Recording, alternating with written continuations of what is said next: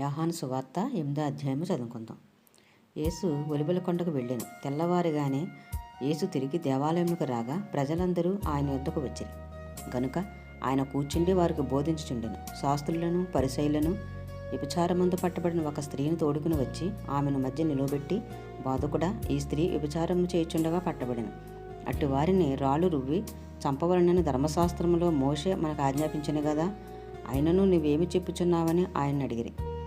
ఆయన మీద నేరం మోపబడనని ఆయన శోధించుచు ఇలాగనడిగిరి.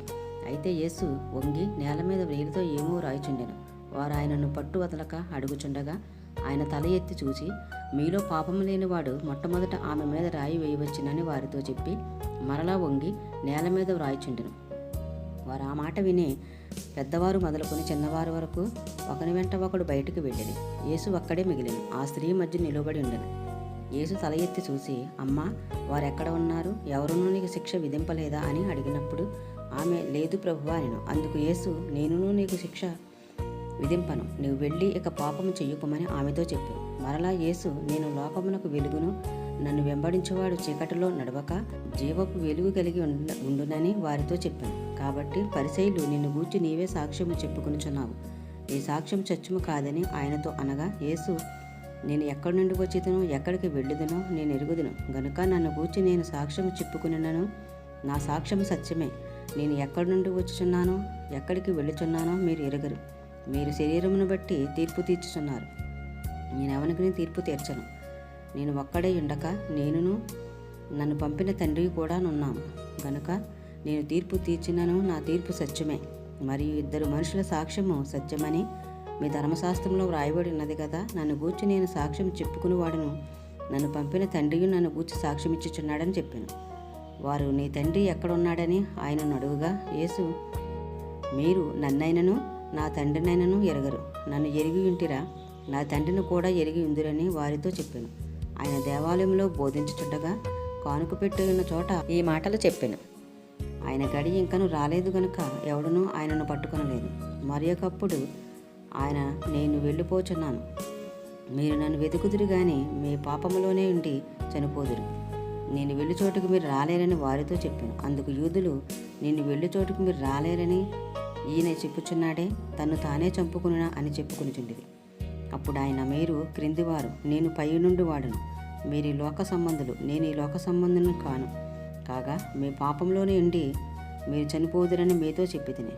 నేను ఆయనని మీరు విశ్వసించని యెడల మీరు మీ పాపంలోనే ఉండి చనిపోదురని వారితో చెప్పాను. కాబట్టి వారు, నువ్వెవరవని ఆయనను అడుగగా యేసు వారితో, మొదట నుండి నేను మీతో ఎవడనని చెప్పుచుండినో వాడినే.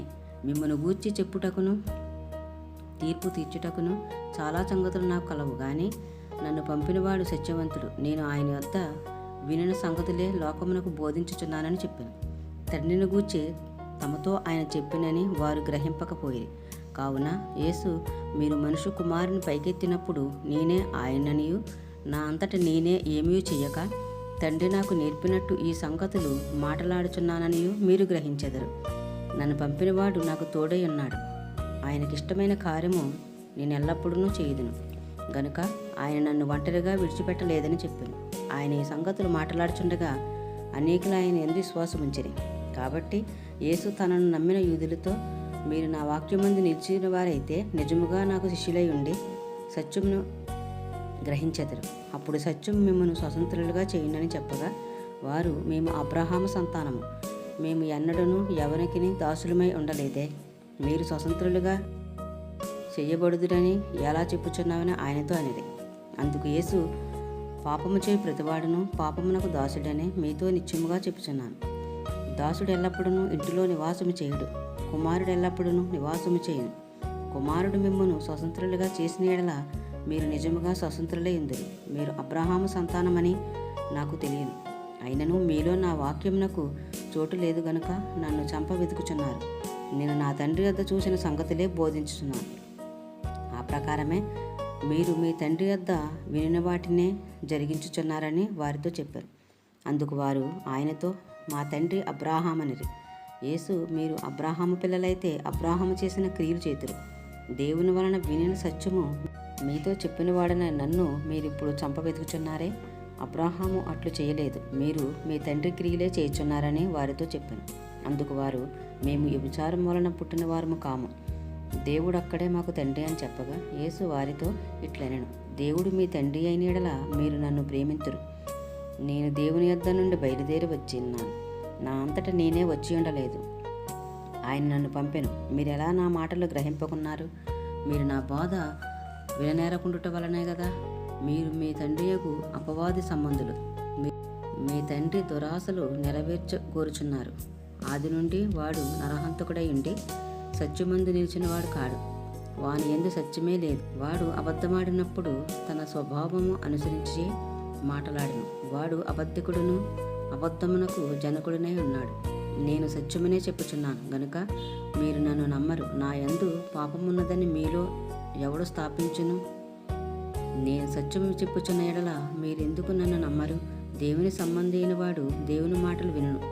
మీరు దేవుని సంబంధులు కారు గనుకనే మీరు వినరని చెప్పాను.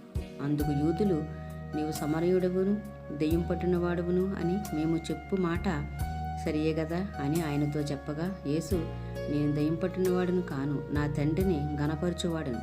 మీరు నన్ను అవమానపరుచుచున్నారు. నేను నా మహిమను వెతుకుటలేదు, వెతుకుచు తీర్పు తీర్చుచు ఉండువాడొకడు కలడు. ఒకడు నా మాట గైకొని నీడల వాడెన్నడను మరణము పొందడని మీతో నిత్యముగా చెప్పుచున్నానని ఉత్తరమిచ్చాను. అందుకు యూదులు, నీవు దెయ్యం పట్టిన వాడవని ఇప్పుడు ఎరుగుదుము. అబ్రాహామును ప్రవక్తలను చనిపోయి అయినను ఒకడు నా మాట గైకొని నీడల వాడు ఎన్నడను మరణం రుచి చూడడని నీవు చెప్పుచున్నావు. మన తండ్రైన అబ్రహాము చనిపోయిన కదా, నీవతని కంటే గొప్పవాడవా? ప్రవక్తలను చనిపోయి నువ్వెవడవని చెప్పుకొనుచున్నావని ఆయన అడిగిరి. అందుకు యేసు, నన్ను నేనే మహింపరుచుకుని ఎడల నా మహిమను వట్టిది. మా దేవుడని మీరెవరిని గూర్చి చెప్పుదురు? నా తండ్రియే నన్ను మహింపరచుచున్నాడు. మీరు ఆయనను ఎరగరు, నేను ఆయనను ఎరుగుదును. ఆయనను ఎరగనని నేను చెప్పిన ఎడల మీ వలే నేనును అబద్ధకుడనే ఉందును, గాని నేను ఆయనను ఎరుగుదును, ఆయన మాట గైకొనుచున్నాను. మీ తండ్రైన అబ్రహాము నా ధనము చూతునని మిగుల ఆనందించెను, అది చూసి సంతోషించెను ఆయన. అందుకు యూదులు, నీకు ఇంకనూ 50 సంవత్సరములేం లేవే, నీవు అబ్రహామును చూచితవా అని ఆయనతో చెప్పగా యేసు, అబ్రహాం పుట్టక మునిపే నేను ఉన్నానని మీతో నిత్యముగా చెప్పుచున్నానని. కాబట్టి వారు ఆయన మీద రువ్వుటకు రాళ్ళు ఎత్తిరి, గాని యేసు దాగి దేవాలయంలో నుండి బయటికి వెళ్ళిపోయాను.